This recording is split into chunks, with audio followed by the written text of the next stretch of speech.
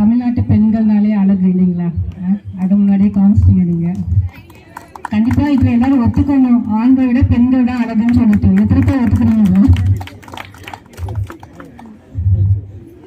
அதாவது நம்ம ஈஷா கிராமோத்சவம் பார்த்தீங்கன்னா, நான் வந்து இப்போ இந்த சட்டமன்ற உறுப்பினர் பாலிடிக்ஸ் வரத்துக்கு முன்னாடில இருந்து நிறைய இடத்துல வந்து கேள்விப்படுவோம். கோயம்புத்தூர்னாலே வந்து சில லெஜண்ட்ஸ் இருப்பாங்க. ஃபார் எக்ஸாம்பிள் பார்த்தீங்கன்னா அன்னபூர்ணா அப்படிங்கும்போது வந்து உடனே அந்த ப்ரைட் ஃபீல் பண்ண முடியாது. அது மாதிரி ஸ்பிரிச்சுவாலிட்டி, டிவோஷன், மெயின் பார்த்தீங்கன்னா எல்லாருமே வந்து அசோசியேஷன் ஆகட்டும், ஒரு மூவ்மெண்ட், ஒரு இயக்கம் ஆகட்டும் நிறைய பேர் ஸ்டார்ட் பண்ணுறாங்க. ஆனால் கன்சிஸ்டன்சி இருக்கிறது கிடையாது. தொடர்ந்து நடத்துறது வந்து ரொம்ப ஒரு மிகப்பெரிய ரொம்ப டஃப்பான விஷயம். ஆனால் இவங்க கிட்ட வந்து ஒரே ஒரு விஷயம் நம்ம வந்து நான் பார்த்தது என்ன அப்படின்னு பார்த்தீங்கன்னா, இன்டெகிரிட்டி வந்து மிஸ் ஆகுறதே கிடையாது. எங்கே போனாலும் ஒருத்தர் விட்டு ஒருத்தர் வந்து அவங்க அந்த அந்த ஒரு யூனிஃபார்மிட்டியாக கொண்டு போகிறதும், பக்கா டைம் மேனேஜ்மெண்ட் ஆகட்டும், வந்தவங்களை வந்து அந்த முகம் சுளிக்காம கவனிக்கிறத வந்து இவங்களை ஈஸியாக அடிச்சுக்கிறதுக்கு ஆளே கிடையாது. ஏன்னா மக்கள் வந்து ஒரு இடத்துல தேடி வராங்க, ஒரு விஷயம் கிடைக்கிது வராங்க அப்படின்னா அவங்க நம்ம கொடுக்கக்கூடிய விஷயம் மெயின் என்ன அப்படின்னு பார்த்தீங்கன்னா அட்டென்ஷன் இல்லைங்களா? ஒரு விஷயத்த நம்ம எக்ஸ்பெக்ட் பண்ணி வருவோம். இப்போ நான் இங்கே வந்திருக்கேன், எனக்கு வந்து அட்டென்ஷன் கொடுக்குறப்ப இங்கே வந்ததுலேருந்து சிரிச்சுட்டே இருக்காங்க.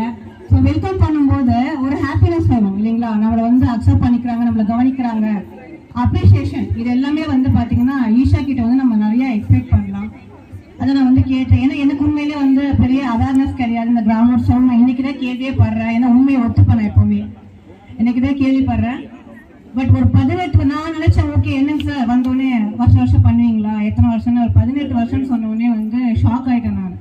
ஒரு 18 இயர்ஸ் ஒரே மாதிரியான இவெண்ட்டை இத்தனைமே டுகெதராக நின்று நம்ம கொண்டு வர்றது அப்படிங்கிறது வந்து ஒரு ரொம்ப பெரிய விஷயங்க. அதுவும் பார்த்தீங்கன்னா மெயினாக வந்துட்டு சோஷியல் காஸ், பர்டிகுலராக வந்து யங்ஸ்டருக்கு, பீப்புளுக்கு இல்லைங்களா? நம்ம டிவிகே கவர்மெண்ட் பார்த்தீங்கன்னா நம்மளோட ஹானரபிள் சிஎம் ஆகட்டும், நம்ம ஸ்போர்ட்ஸ் மினிஸ்டர் ஆகட்டும், எல்லாமே வந்து நம்ம எத்தனை நாள் வந்து சட்டசபையை நம்ம வந்து உத்து பார்த்துருக்கோம் அப்படிங்கிறது எனக்கு தெரியல. உண்மையிலே நான் பார்த்தது கிடையாது.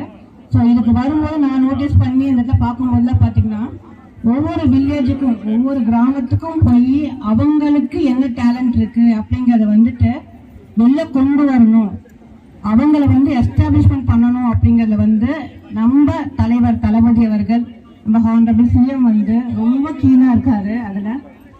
ஏன்னா வந்து ஒவ்வொருத்தருக்கும் ஒவ்வொரு வகையான ஒரு டேலண்ட் இருக்கும் இல்லைங்களா? ஸோ அது எல்லாமே வெளில கொண்டு வரணும் அப்படிங்கிறதுக்கு.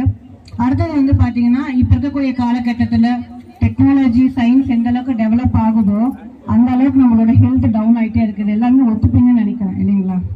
ஏன்னா நான் வந்து என்னோட பசங்களை எங்கேயுமே கூட்டிட்டு போக மாட்டேன். இன்னைக்கு வந்து நம்ம ஈஷா ப்ரோக்ராம் அப்படிங்கிறது ஒன்று, அடுத்தது வந்து அதுக்கான ஸ்போர்ட்ஸ் ப்ரியாரிட்டி அப்படிங்கிறது தான் கொண்டு வந்தது. இல்லை அப்படின்னா நானும் வீட்டில் இருக்கிறது இல்லை.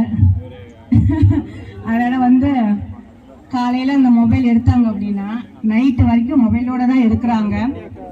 ஒரு வகையில நல்ல விஷயம். ஆனா இன்னொரு பக்கம் பாத்தீங்க அப்படின்னா அந்த பிரெயினோட ஆக்டிவிட்டி வந்து அதோட அந்த ஒரு என்ன சொல்லுவாங்க, ஒரு ஒரு நம்ம வந்து மெயினா இந்த ஆல்கஹால், ஸ்மோக்கிங் இதெல்லாம் தான் வந்து இன்ஜூரியஸ் அப்படின்னு நம்ம வந்து நிறைய பேர் சொல்றாங்க. கட்டாயமா கிடையாது. அது ரெண்டை விட வெரி இன்ஜூரியஸ் வந்து நம்மளோட மொபைல் ஃபோன்.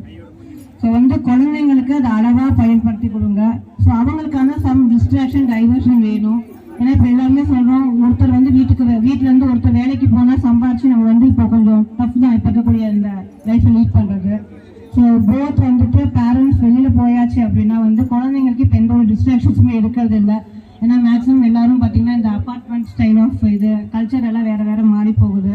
அதனால் இவங்க மாதிரி நம்ம ஈஷா மாதிரி இந்த மாதிரி ஈவெண்ட்ஸ் எல்லாம் வந்து ஆர்கனைஸ் பண்ணும்போது தயவு செய்து வந்து எல்லாம் கலந்துக்கோங்க, பார்ட்டிசிபேட் பண்ணுங்க, குழந்தைகளுக்கு வந்து என்கரேஜ் பண்ணுங்க. ஸ்போர்ட்ஸ் என்கரேஜ்மெண்ட் அப்படிங்கிறது வந்து வெறும் ஃபிசிக்கல் ஃபிட்னஸை மெயின்டைன் பண்ணி மட்டும் கிடையாது.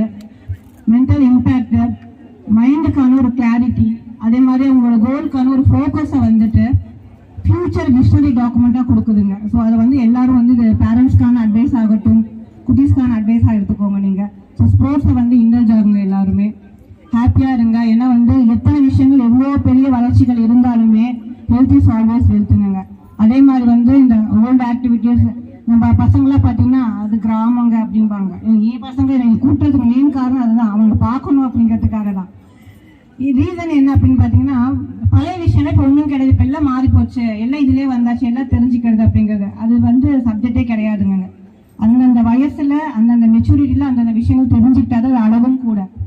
அப்போ இப்போ இருக்கக்கூடிய ஸ்டேஜில் வந்து குழந்தைங்க விளையாடுறது, பெரியவங்க விளையாடுறது, ஏஜ் வந்து அதுக்கான ஸ்போர்ட்ஸ் ஆக்டிவிட்டி இருக்கு. அதனால எல்லாரும் வந்து உங்களோட ஒர்க் என்னவா இருந்தாலும் நம்ம வந்து இப்போ லாஸ்ட் இதில் கூட கோரிக்கையில் நாங்கள் பேசும்போது கூட சொல்லியிருப்பாரு, எங்கள் அமைச்சர் சொல்லியிருப்பாருங்க, ஒரு நாளைக்கு 1 மணி நேரமாச்சும் அட்லீஸ்ட் வந்துட்டு கண்டிப்பாக இந்த கேமிங் கிடையாது, ஸ்போர்ட்ஸ் கண்டிப்பாக இருக்கணும், 100% இருக்கணும். ஸோ டிஸ்ட்ராக்ஷனோ டைவர்ஷனோ இந்த ட்ரக் ஆக்டிவிட்டி இதெல்லாம் வந்து பார்க்கும்போது ஒரு பக்கம் வந்து என்ன சொல்றதுங்க, சோஷியல் மீடியா எப்போதோ ஒரு பக்கம் ரீச் பண்ணி கொண்டு போயிடுது, உங்களுக்கு தெரியும் நினைக்கிறேன். நல்ல விஷயங்களா கொண்டு போனால் வந்துட்டு நம்ம ஃபேமிலிக்கு நம்ம ஃபியூச்சருக்கு எல்லாத்துக்குமே வந்து நல்லதாக இருக்கும்னு சொல்லிட்டு நினைக்கிறேன். அதனால நல்ல விஷயங்களை மட்டும் எடுத்துக்கோங்க, கெட்டதை விட்டுருங்க.